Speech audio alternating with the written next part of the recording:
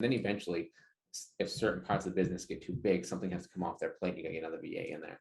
So That's my interesting. goal is to ask this person, if it gets to that point, is what do you like doing and what do you not like doing? Yeah. And I'll tear off the stuff they don't like doing, and we'll find somebody else that likes doing that sort of thing. So that way they're excited and happy about their work.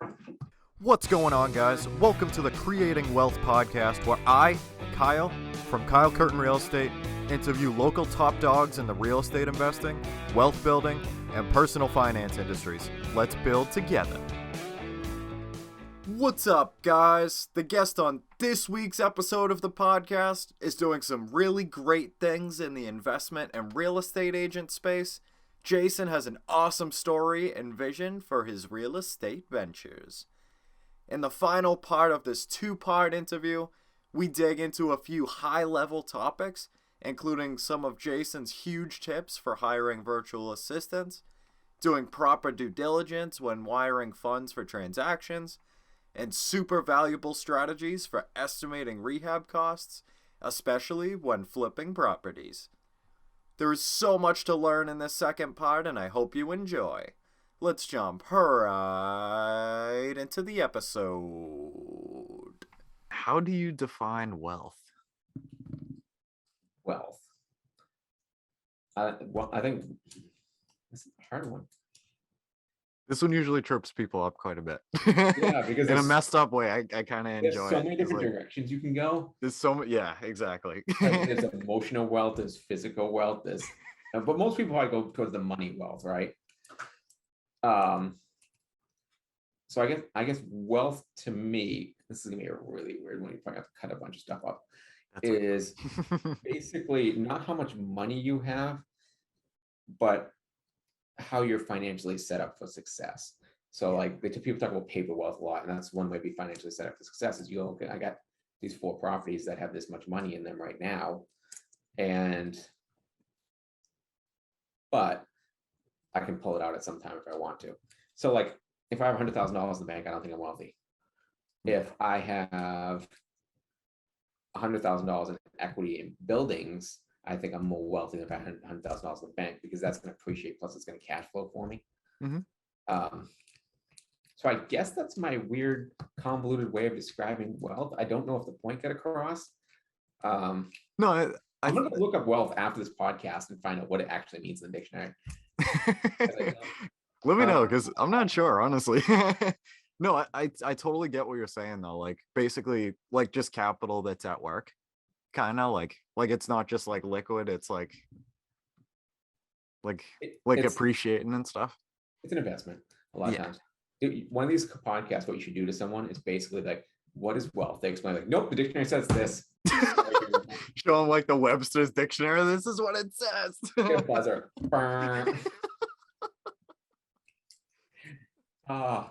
If you weren't friends with them, they'd be so mad at you. That would be priceless, though. I'm gonna keep that one in mind. Yeah. Do it next time we have going buddies on or something. Like, dude, just roll with it, all right? Trust me. Trust me, it'll be fine. It'll be okay. Then you can edit in a big like X over their face or something. Make it like black and white. Like, no. I think we're going down a rabbit hole. I kind of like it, though. Lots of ideas. Helping your podcast. I'm getting more YouTube views if you have a buzzer and a gong. You're right. It works for everybody else, so why not, right? I think the gong should go over your left shoulder. All right, I like that. Yeah, let's do that. I'm up by what episode are you on now? 56? Are we 56? 55? Yeah. Are we? By episode 70, I want to say gong in your shows when I watch them. Deal. That's a deal. I'm going to redo the intro and be like, bang. What's going to be funny, too, is if somebody's on your podcast and they just watch and they're like, I got to stop you. Why do you have a gong? Well, back in episode 54, a wise man once told me. I use that all the time with people, too. Wise man once told me. I did it today because I got my VA off of onlinejobs.ph, which my broker gave me the information for. I was like, a wise man once told me that if we go here, I'll get a good VA. The wise man was right.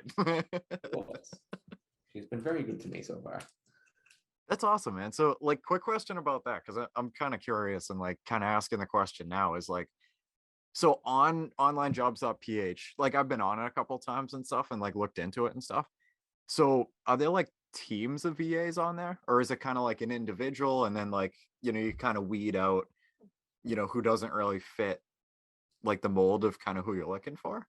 Their Or goal, is it just kind of like an individual basis, I guess? Like just hiring for like a regular job or something?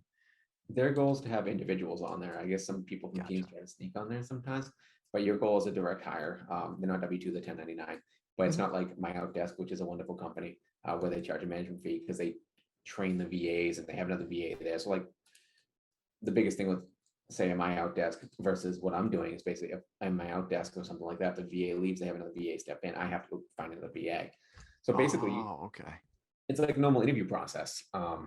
So I did a quick like course on it, and one of the things you do is now you're gonna put up your job description, what you're looking for, and then people are gonna start pinging you like every other time, and then you have to weed them out. One of the fun things to weed them out is he said put something in the job description that says what you need the title to be when you email me. So mine was VA 555 because that's Ah, what the other guy used. So if you didn't have VA 555, I automatically whoop gone. I heard that in like YouTube videos and stuff. I think that's wicked clever to see Like, like who actually like just skimmed through it and was like, oh, maybe like I can do that. I can do that. And then the ones who actually read it get to the bottom and they're like, oh, actually, I can do that. Couple extra steps. yeah, you can tell some of them have templates because you'll get something and it won't have anything to do with your job description. I'm perfect for your job because ABC. And I'm like, but my job's DEF. I'm like, what? Then you weed those people out. The Yeah. ones I found after a while, now they're gonna be more expensive, but the ones I found after a while, they will send you a resume in the original email. You don't have to ask for it. And some of them will even send you proof of work. Wow. Like Okay. mine's an admin VA. So Yep. basically, if you sent me a good resume, then that puts you ahead. And I Yeah. got to the point where I was getting so many in, then like if you didn't put a resume on there, you're gone. Yeah. I'm not even gonna talk to you because I want that person that's gonna go the extra mile. That's cool. Yeah. And then we interviewed over Slack actually. You can do phone calls over Slack. I didn't know that. Can you really? I didn't Yeah. know that either. They can call you over Slack and then we This interviewed is over news. and then the second interview was actually over Zoom, but I had the camera off. Because honestly, I don't care what you look like. Yeah, I just need to be able to do the job. So, exactly. and one of the things that I read and I went to a course on hiring VAs is one of the things they said is sometimes they get intimidated by, being on the camera. So I didn't want to intimidate anyone. So Yeah. I just went, no, Just nothing. straight voice, like, yeah. Straight voice. We had conversations. It's different. I actually did some of the first interviews through Skype text. We just talked through text to see if that would work. The second interview had to be me talking to you. I had to see how you would flow, how it would work together and stuff like that, and make sure we're a good fit because you got to be able to do the job. You also got to be a good match for someone like myself, or if Yeah. you hire be someone like yourself, because we all do things differently. We have different personality types or different disc profiles and things like that. So, and then there's ways of paying that I'm still working on. In fact, we're going to meet tomorrow. I got most of it set up. I don't remember the service we use to pay, but it's a secure way to pay. So you're both not in trouble rather than just, I don't like Venmo or PayPal and people. I don't either, man. I could never get into that. Like the Venmo and the what's the other one? There's like another one to send money over, I Uh, think. my friends do Venmo. I'll do it between friends and stuff like that.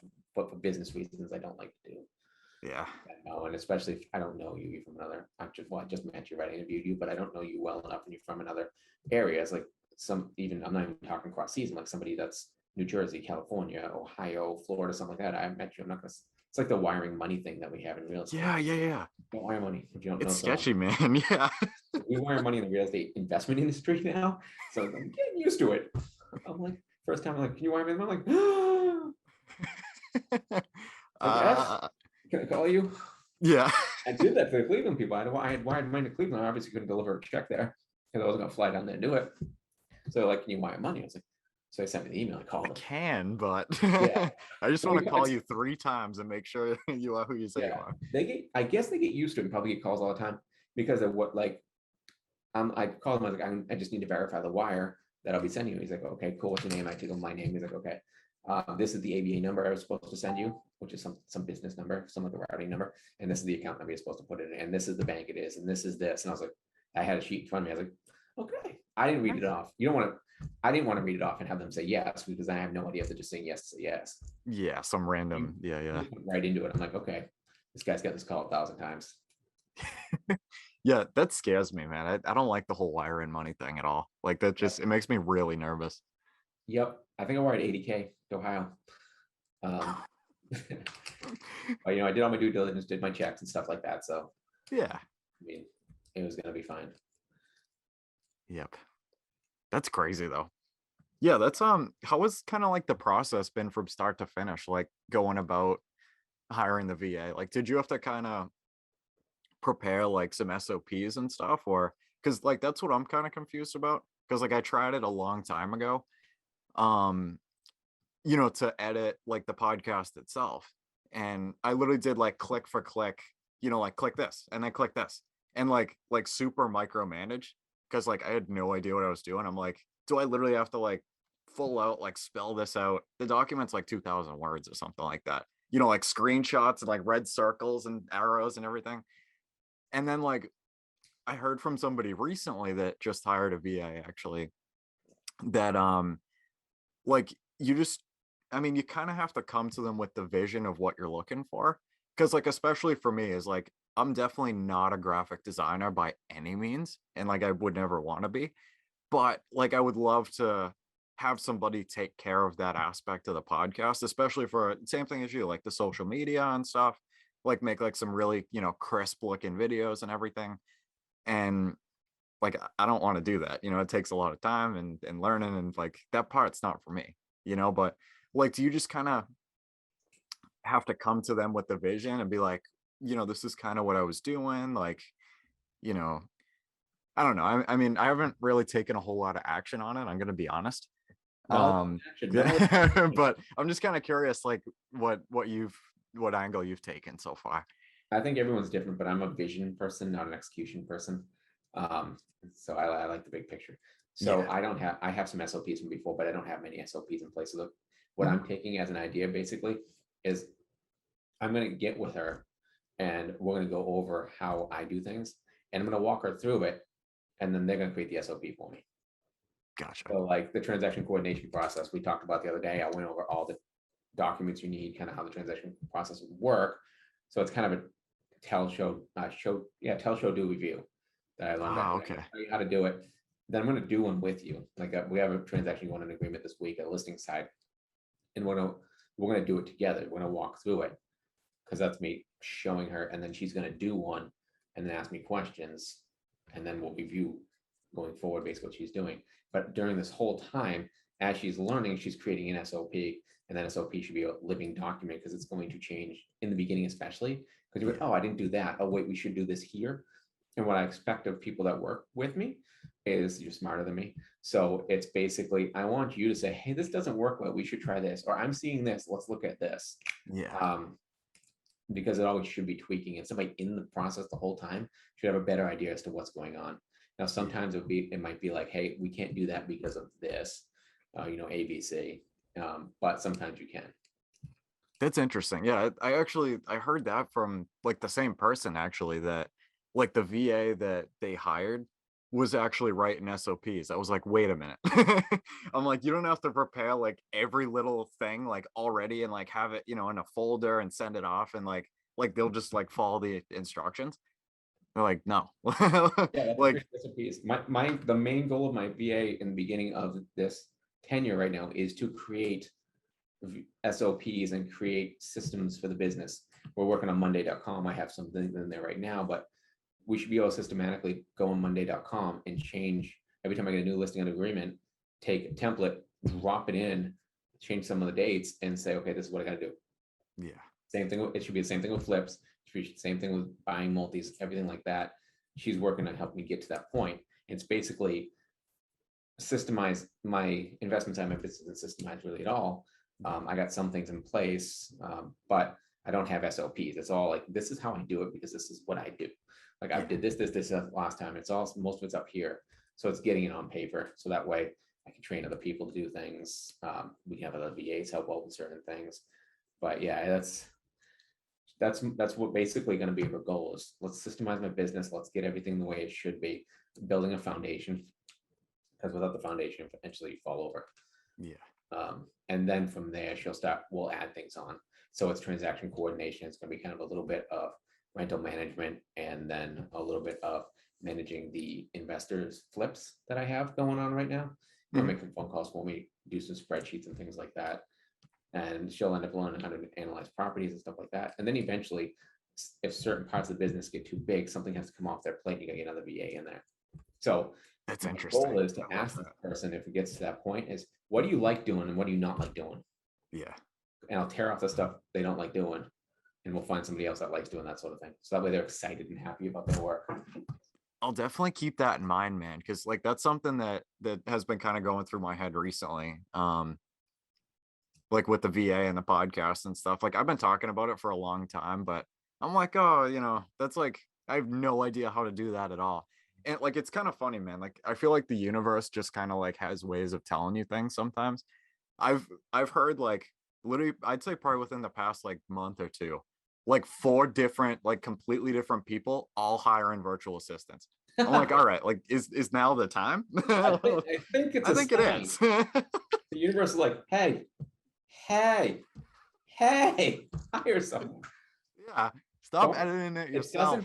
You have to have a vision of what you want them to do. Yeah, and you have to hire the person in the skill set you want to do. If I hired my VA to do what you're doing, it wouldn't work. Yeah, exactly. But let them, they're the expert in it.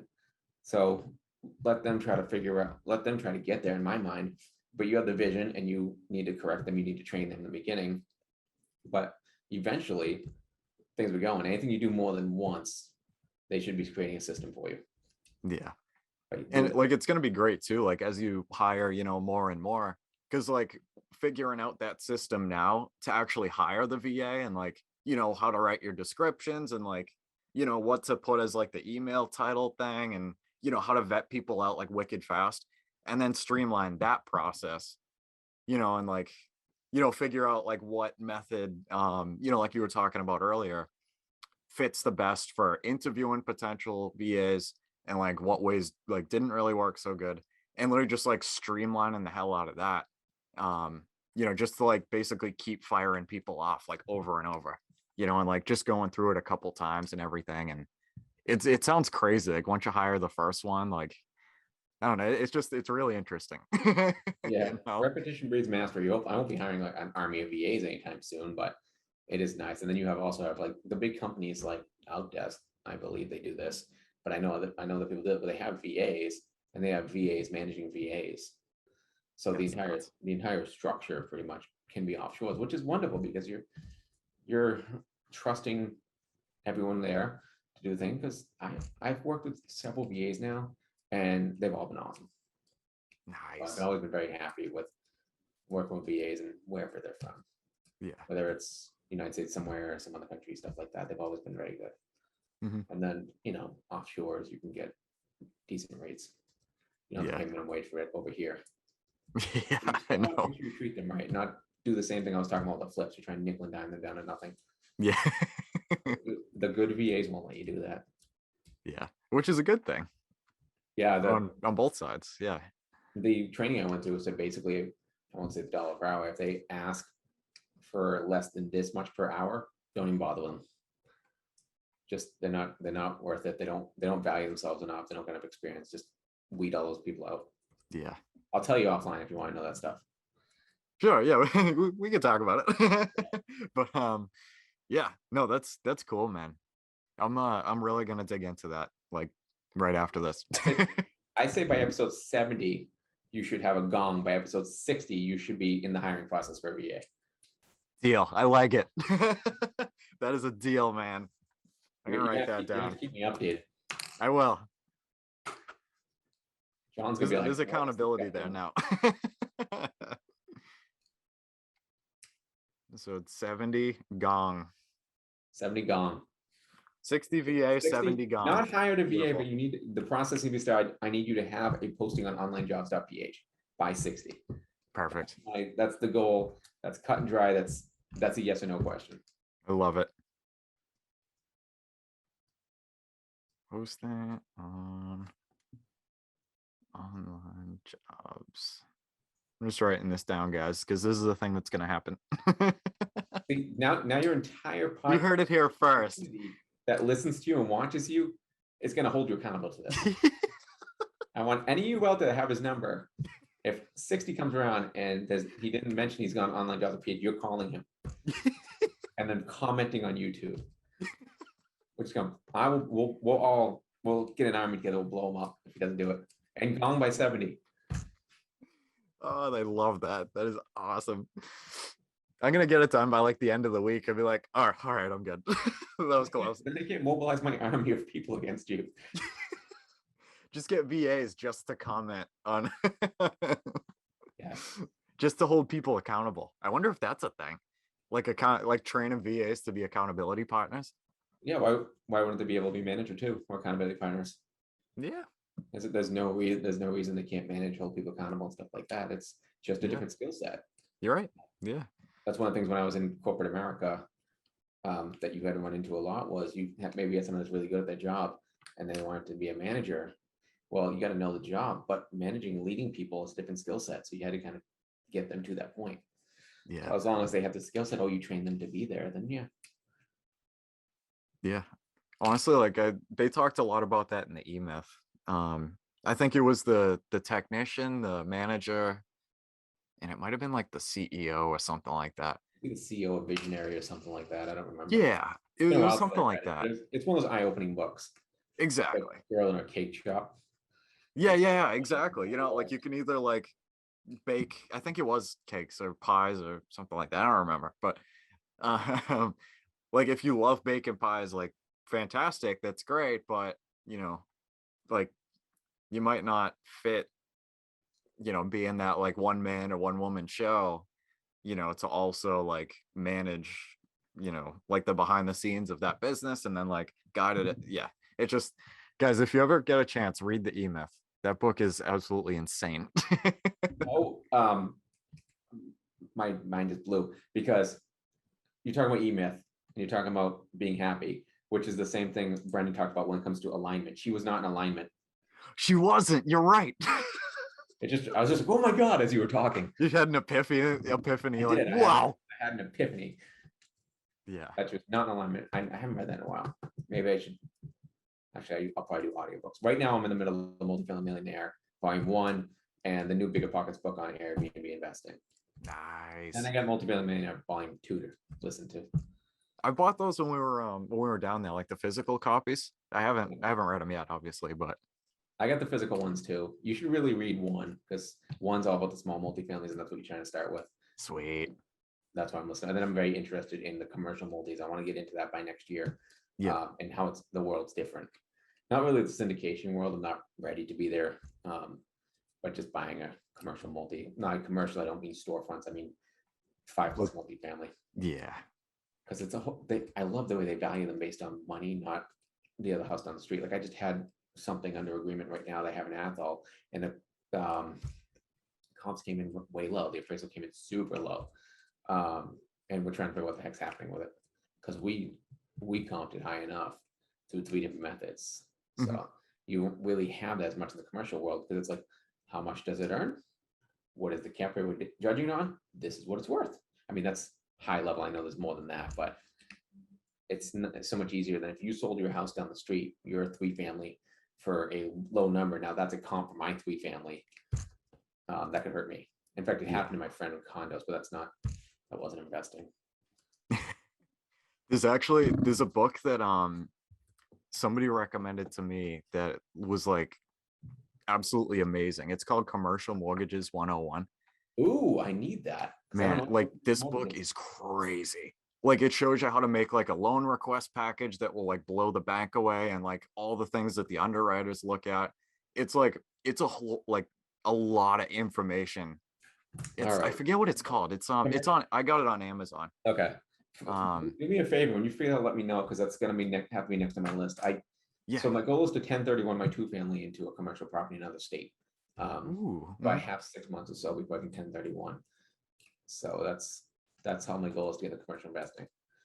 Yeah. Yeah, definitely check this book out, man. I bet you're gonna love it. Even Yeah, like I think like how to find the lenders and stuff is in there, and like how to have those conversations, and like, how to, it literally shows you like step by step, like how to make this package to give to the bank like for a deal. that's And good. like literally like line for line, like how to boil it down, like your debt service and like all these other things, and like, showing who your team is and like how you're gonna get that done. And like basically just giving them like as much comfort in the world to be like, all right, yeah, I like it. It's a really powerful book. It's awesome. That's good. I will read that then. I highly 'Cause recommend it. I don't know a ton about that world. How to find the brokers, how to find the lenders, best way to find deals. Because I'm a realtor. MLS doesn't work well. I know there's LoopNet and stuff like that, but Yeah.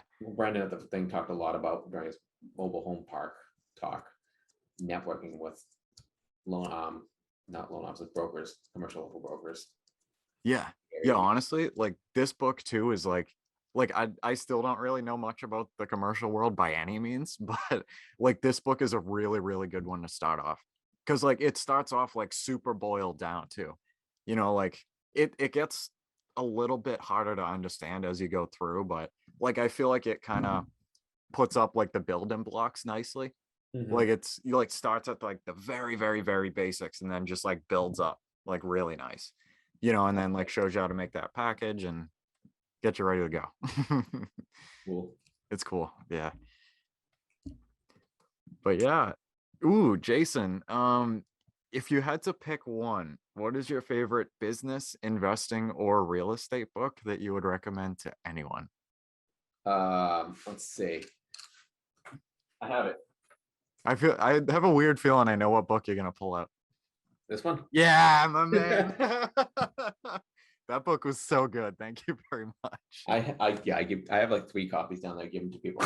No, that's not investing. That's all about mindset and stuff like that, and giving first and helping out, but being willing to receive too, and Yeah, all the values and benefits it has with it. And it's written in story form, which is the way I like it. it's cool. So Yeah, that's the it's one book different. I'm going to pick if I Yeah. had. And if I was doing investing wise, I really like this multifamily millionaire book that I'm reading now. Mhm. You always have cash flow quadrant and the other Kiyosaki books, but if I boiled it down, it's that book right there. Because I'll probably do to listen to it. I listen to it, it's probably once every 6 months just to make sure my mindset's right, and Yeah. giving first, helping out, stuff like that, while still being able to run a business, because you can give too much, Yeah. because you have to look out for yourself too. I know. I really like the balance that that book kind of showed off was like, like just giving so much, but like you said, also being open to like receiving and like just having that like that equal, like, I don't know, like Yeah, reciprocity, maybe you could say. the law of reciprocity. Yeah. I'm about to reread that one, man. It's been a while since I read that one. Yeah, one of the things he talked about there was kind of cool was when he's talking about receiving, he was talking about breathing out. And he's like, he says, I'm like, breathe out as long as you can. And the guy, of course, stopped after a while. I was like, see, you can't give forever. Like, you can't breathe out forever. You have to be willing to receive the breath back in. Yeah. It's a cool book, talk about not keeping score and everything like that, because it's not the I owe you one is nothing I ever do. I mean, you owe me one or anything like that. Yeah. It's just not a good way to do things. Just help people out. And then a lot of times what I'll tell people is, like, how do I repay you? I'm like, just pay it forward. Help someone else out. It's gonna make the world a better place, and it's gonna also help a lot of people. But I mean, our investing world is like that, right? You're right. It's a lot to learn, um, and it's a hard thing to break into if you don't know someone, because you're like, okay, how do I find this thing they call a wholesaler? Or what's a hard money loan, and where do I find one of those? I can't get them at my local bank. Even though those easy questions that are easy to us now, because I have a hard money lender contact of 2 or 3, and I call them up if I need anything, or I know a bunch of wholesalers because I've networked with a bunch of wholesalers, and they're good people and they work hard. But I remember, like, I'm going to start my investment journey. How do I find stuff? And now I have wholesale properties coming in all over the place, it seems like. It's And crazy, man. You're right. same thing you went into, like, how do I figure out cash flow? Yeah. What is cash flow? Yeah. Did he say COC? What is that? the capitalization rate. What is that? Now I have spreadsheets that basically I just plug in numbers and tells me everything I need to know. Right. That's, I know it's so cool, man. Like stemming back to something we said earlier, like really quick, I like I said, I really want to do more like documenting of the overall process of like becoming an investor or like being a much better agent, and like, like just record it so people can watch it and be like, oh, like that's how that happened. Like maybe I can learn something from a lesson that he learned the hard way, or like just record the journey so people can be like, oh, like that's how that happened. Like I can do that too. Like yeah, that being the biggest thing, for my eyes is like, this is how I'm doing it, and like, figure it out. But like if I can help you be able to do that too, or like even get over the hump of like just taking that first step, perfect. just do it. Exactly. I guess it's just do it after you've done the prerequisite work and you know what's going on. There's a little right below that slogan. That's what's there. Because it's in every Nike logo. It's really small. You need a magnifying glass. Look at the Nike logo really, really. Get some magnifying glasses, and then it's there. I swear. I'm lying. I'm very much lying. I just made that up right now. It's there. It's been promised. I'm gonna get called from Nike now. I worked for Nike. Sued or something. Like, oh no. I worked for Nike for 8 months. Did you really? I was a warehouse manager in Memphis, Tennessee for Nike. Oh wow. I helped launch their 6 million square foot new building. It was fun. It was a lot of hard work, but I got a lot of Nike shoes. Sweet. Yeah, a lot. They are very generous with their swag. Not bad. Yeah, but yeah, people. I'm a big doer, so it happens. But I do believe that you have to make sure you're not just doing to do, but you understand kind of what you're in. That's why I said knowledge then do, because I could be like, oh cool, I'm gonna buy some Texas, throw a bunch of money at it. I have no idea anything about Texas. Yeah. And then I could have a really bad investment. Yeah. Definitely. Or just like walk into a house like, I'm gonna flip this house, look around. Yeah, I can do this work. I'll offer this much. This works. Gut feeling, man. Yeah. Gut feelings only. Gut feeling only. This is you actually get that eventually too. I'm not great at it, but I know people that are walking around like, this looks like the 60K one I did last a couple months ago. So this was probably around 60, and then you do your due diligence after, but it's a gut feel check as to does it work. I got to get then you get the contractors in to get your quotes, and then you go on Home Depot, wherever you're Mackey's, wherever you're buying things from, and write down exactly what you're gonna be buying. Like I have this spreadsheet here, which is several pages of basically it goes over what I have to buy, what the total cost I think is going to be of everything, how much the contractor payment is going to be based on my thought processes, and then basically as a contractor give me, I put it in to make sure it hits my overall budget with my contingency, and then it says everything that's supposed to be done per room. It's a work in progress, but I'm liking it so far, because so basically you go look at the house, right? You get a good idea as to what you think it's going to cost, because you calculate to fix it. You make an offer based on that. Then during the process, you go back through. It's probably an hour or two walkthrough to do this right now. I actually come home. I use an old spreadsheet I had before. I basically make it for this new house, because a lot of things are similar. Add the things I remember from there. Then I walk it with the spreadsheet to make sure I didn't miss anything, and then get a good idea what exactly it's going to cost me to do this house, as opposed to what my budget is. That's really cool, man. I know. I think it's super impressive. Like it hasn't happened that often by any means. Like just like walking around, like a potential property, like with somebody like yourself, and like, just having them basically like running these calculations in their head, like, oh, that might be like, I don't know, $3,000 or something, like just kind of like, what's the word?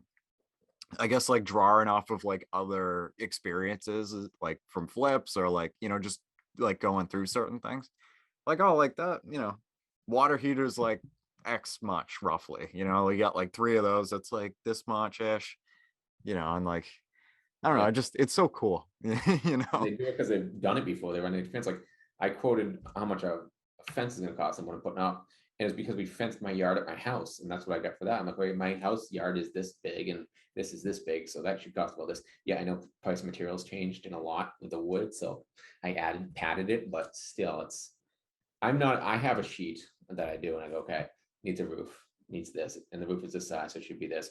But I've done a couple roofs, so I can kind of get an okay idea. Yeah. But yeah, I know people that can walk through and just like, and This is like we're gonna 30 to get 35K ish, you know. you were here for 4 seconds, killing me. I'm there with my spreadsheet, like writing down everything, trying to figure out what's going on. Actually, have you read the estimate and rehab costs Biggerpockets book? Yeah, a while ago. It's been a while since I read it. I like that one a lot. Just for the purpose of like that big spreadsheet like that they talk about in it, basically to have like this huge master spreadsheet of like, you know, basically calling like every company under the sun, be like, oh, you know, for windows, like one window, like all this stuff will be like roughly this much. And then like, I don't know, to get like a soffit replaced, it'll be like, you know, roughly this much. And like just have like a big master spreadsheet of like, you know, a ton of like I mean, obviously you can't quote everything right off the bat, but no, you know, kind of things you're running into them, but like my contractor told me like a window, an installed window right now in the area that I work in is $500 per window. Budget something like that. Yeah, exactly. I'm like, cool. I have my spreadsheet, and every time something changes, I change my spreadsheet. So the window I did budget like 300, so way under at one point. So I changed it to 500 per window. Now every time I do a analysis, I'm like, okay, there's 10 windows, 500 per window. It's gonna cost me $5,000 to put windows in, material and labor. Yeah. So I have a huge master spreadsheet that has all that stuff. It also calculates the holding costs, it calculates the selling costs, it calculates everything pretty much. I just have to plug in the numbers and then see if it works. It calculates my ROI and exactly how much I should be walking away with, exactly how much I'm supposed to come to the table with. It's really cool. That is like the biggest, I think that's the biggest thing that got me into actually doing it, is I was able to analyze properties, because the hardest thing is like, well, I want to flip a house, but I have no idea how much it's going to cost to fix it. How do I do this? So you got to find somebody who has a really good spreadsheet that will help you out with it, or something like that. Like I have another investor right now I'm partnering with on some flips and training them how to do it, teaching them my spreadsheets that I've made and or gotten from other people. And then hopefully they can go on their own after a little bit. But it's a win-win, because I train them, I help them. I can now do more deals because they're helping me with deals and monetary. They're putting money into the deals too. So it's usually a bigger split in the beginning, a lower split at the end, because the goal is I'm helping a lot in the beginning, and by the end, I'm just kind of advising. Yeah, that curve's like in a different direction. Yeah, like the learning curve type of thing. Yeah, so it's something I'm trying to put together, because I know there's a lot of investors that want to get into it, maybe have the money to get into it, but they can't find the deals, because right now deals are coming in, which is nice. It's not always going to happen. I'm setting up, new funnels for deals, but I can find the deals. I know that I have the hard money contact. So like in the beginning, if you're a new investor, the hard money contact I go through right now, he doesn't take on new investors. Oh, okay. Partner with you, then he'll do it. Oh, I see. Yeah. After you do a few, that's how I did it, actually. The hard money investor I used was actually with Matt, what I was working with, and then he got to know me when I was working with Matt as partners on a few projects. So then he loaned to me. That's interesting. It's a good way to get in with a hard money investor. That's really cool. Is that like, I mean, yeah, just having that like really like relationship based. Everything. I don't even know. Everything's relationships. Yeah. You'll get farther in this industry, or probably every one of them, by giving, the go-giver, and just creating relationships and generally helping people. Yeah. There's a guy Moises around here that helps me out so much. He's a big deal in my area, but he'll always accept my phone calls and just talk to me, and it's really cool that he does that. But I almost got a deal because I was talking to him. I was a little slow on getting the offer over to him, but he had offered it to me at a lower price at first than other people because we knew each other. That's beautiful. Yeah. So just from giving value and making those relationships. And he ran a meetup here at one point in time in Central Mass and stopped doing it. That's one of my goals for next year too, is to start running meetups around Central Mass. So Central Mass investors. I mean, the only point I'm at Keller Williams. So the hard part is I can use the office for free here. If I'm doing meetups, the only thing that people might get scared is like, oh, he just trying to recruit us to be his clients? Or is he trying to recruit us to be Keller Williams agents? And that won't be my intention at all, nor will I even talk about that sort of stuff. So it's gonna be hard to get rid of that myth, I think. I feel you, man. Like that, I feel like that's almost like a disadvantage to being an agent. Is like, so like one of the things that I do is like I try and DM 5 people on Biggerpockets every day, like just to like, get connections, shoot the breeze, and whatever, like just talk, Yeah. and like, in my little spiel, I have to say like, oh, I'm an investment focused agent, and I mean like it's my thing, it's me, you know what I mean? But I'm like, I'm not trying to like recruit you as a client or anything. Like I just want to like shoot the shit, like Yeah. like it's almost like kind of giving off like I mean, like I don't want to give off that vibe, like I'm not like a pushy guy, like I just want to shoot the breeze and talk, like, and like most people it's fine, but yeah, you know what I mean? Like it's It a can little be tough. hard. I was going to meetups before when I was an agent trying to work with investors Yeah. 2 years ago, something like that. I didn't know what I was talking about. Thought I didn't know what I was talking about.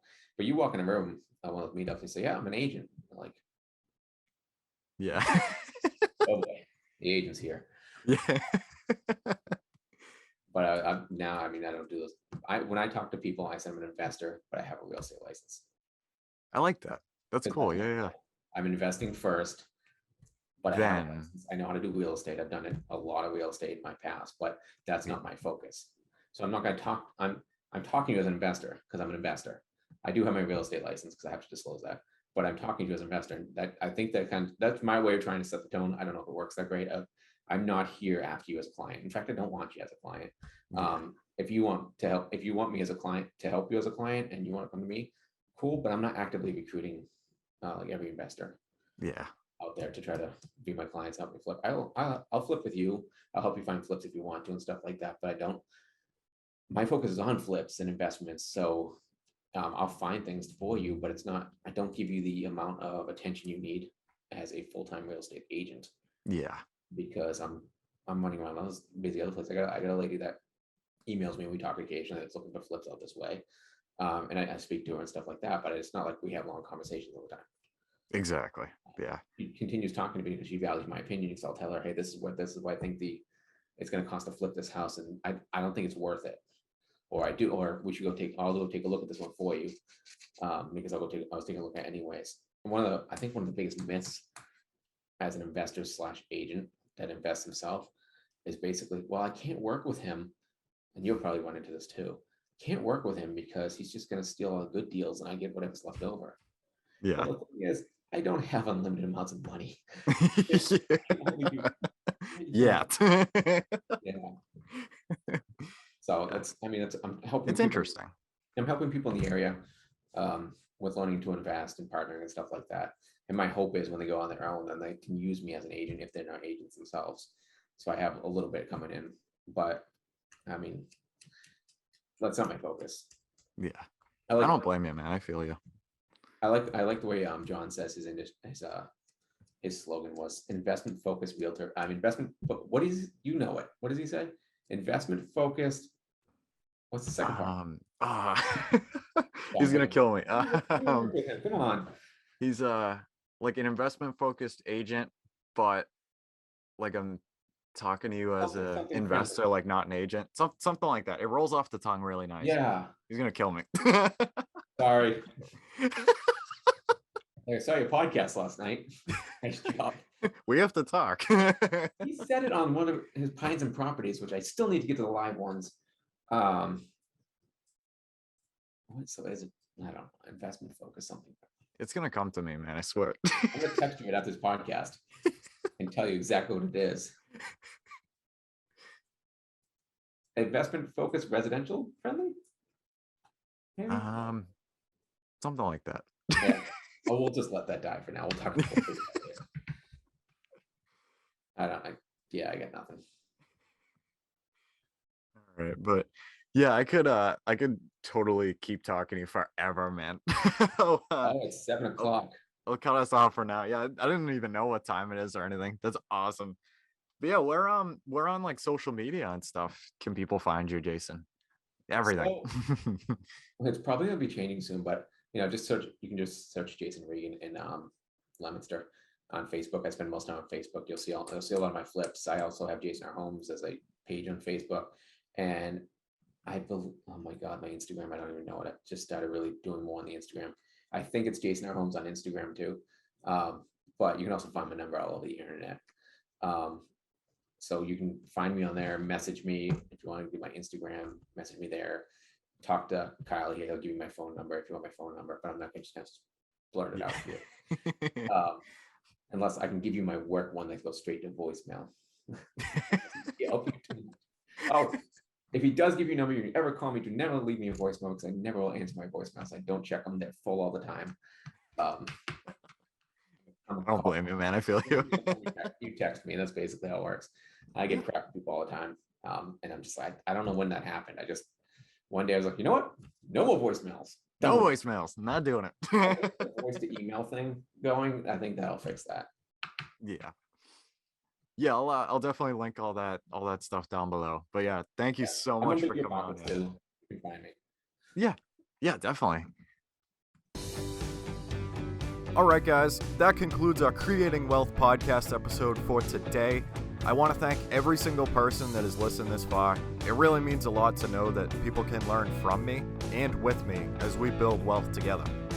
Hopefully, you can take home at least one thing from this podcast that will improve your life just a little bit. If you could, please check me out on social. That's at Kyle Curtin Real Estate on Instagram, Facebook, and I'm on Biggerpockets. Until next time, let's build together.